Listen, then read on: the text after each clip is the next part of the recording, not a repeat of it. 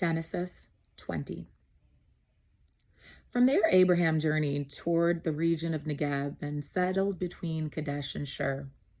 While residing in Gerar as an alien, Abraham said to his wife Sarah, "She is my sister." And the king Amalek of Gerar set and took Sarah. But God came to Abimelech in a dream by night and said to him, "You are about to die because of the woman whom you have taken, for she is a married woman." Now Abimelech had not approached her. So he said, "Lord, will you destroy an innocent people? Did he not himself say to me, 'She is my sister,' and she herself, 'He is my brother'? I did this in integrity of my heart and the innocence of my hands." Then God said to him in the dream, "Yes, I know that you did this in integrity of your heart. Furthermore, it was I who kept you from sinning against me. Therefore, I did not let you touch her.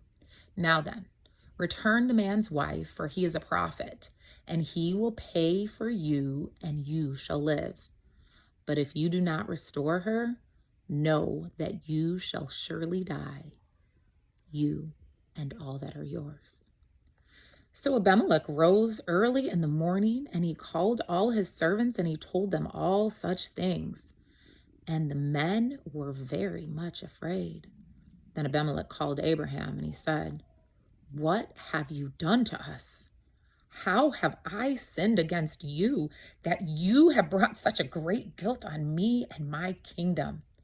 You have done things to me that ought not be done." And Abimelech said to Abraham, "What were you thinking that you did such a thing?"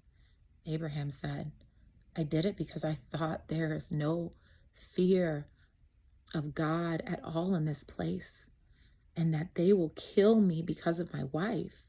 Besides, she is indeed my sister, the daughter of my father, but not the daughter of my mother. And she became my wife. And when God caused me to wander from my father's house, I said to her, 'This is the kindness that you must do to me. At every place we come to, say of me, he's my brother.' Then Abimelech took sheep and oxen and male and female slaves and gave them to Abraham and restored his wife Sarah to him. Abimelech said, 'My land is before you. Settle where it pleases you.' To Sarah he said, 'Look, I have given your brother thousands of pieces of silver. It is your exoneration before all who are with you. You are completely vindicated.' Then Abraham prayed to God, and God healed Abimelech, and also healed his wife and female slaves, so that they bore children. For the Lord had closed fast all the wombs of the house of Abimelech because of Sarah, Abraham's wife. Genesis 21. The Lord dealt with Sarah as he had said, and the Lord did for Sarah as he had promised. Sarah conceived and bore Abraham a son in his old age, at the time of which God had spoken to him. Abraham gave the name Isaac to his son whom Sarah bore him, and Abraham circumcised his son Isaac when he was 8 days old, as God had commanded him. Abraham was 100 years old when his son Isaac was born to him. Now Sarah said, "God has brought laughter for me, for everyone who hears will laugh with me." And she said, "Who would ever have said to Abraham that Sarah would nurse children? Yet I have borne him a son in his old age." The child grew and was weaned, and Abraham made a great feast on the day that Isaac was weaned. But Sarah saw the son of Hagar the Egyptian, whom she had borne to Abraham, playing with her son Isaac. So she said to Abraham, "Cast out this slave woman with her son, For the son of this slave woman shall not inherit along with my son Isaac. The matter was very distressing to Abraham on account that this was his very son. But God said to Abraham, do not be distressed because of the boy and because of your slave woman. Whatever Sarah says to you, do as she tells you. For it is through Isaac that the offspring shall be named for you. As for the son of the slave woman, I will make a nation of him also, because he is your offspring. So Abraham rose early in the morning and took bread and a skin of water, and he gave it to Hagar, putting it on her shoulder along with the child, and he sent her away. And she departed and wandered about in the wilderness of Beersheba. When the water in the skin was gone, she cast the child under one of the bushes. Then she went and sat down opposite of him a good way off, about the distance of a bow shot. For she said, do not let me look on the death of a child.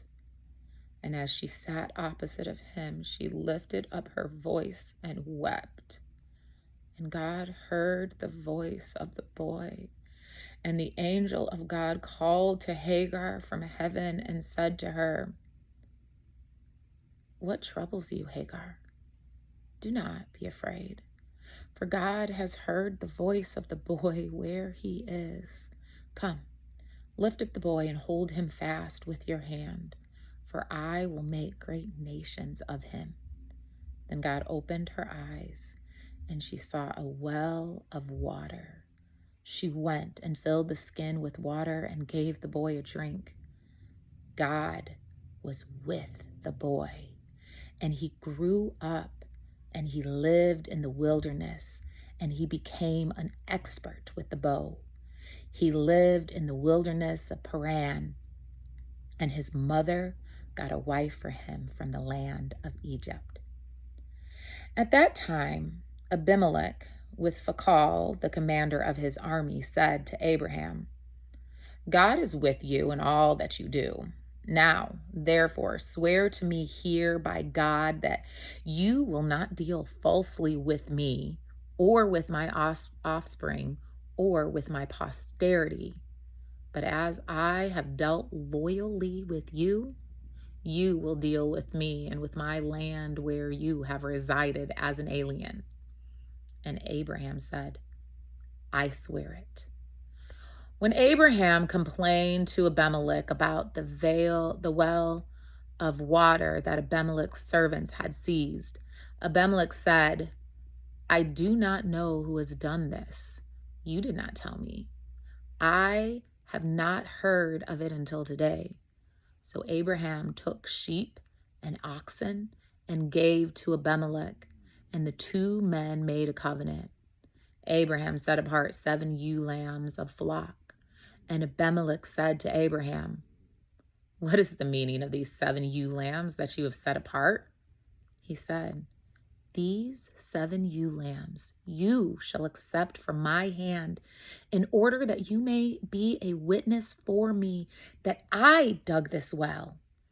Therefore, that place was called Beersheba, because there both of them swore an oath. When they had made a covenant at Beersheba, Abimelech with Phicol, the commander of his army, left and returned to the land of the Philistines. Abraham planted a tamarisk tree in Beersheba and called there on the name of the Lord, the everlasting God. And Abraham resided as an alien many days in the land of the Philistines.